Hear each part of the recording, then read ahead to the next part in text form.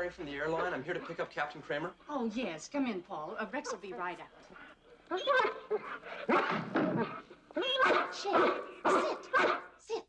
So I understand you have a real emergency down there.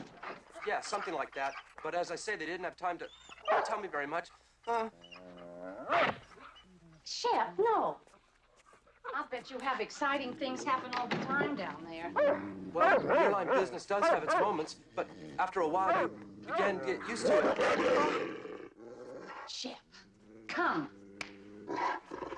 He gets so excited when new people are here. Are you a pilot yourself? No, I'm in a training program. It's unbelievable. Just unbelievable.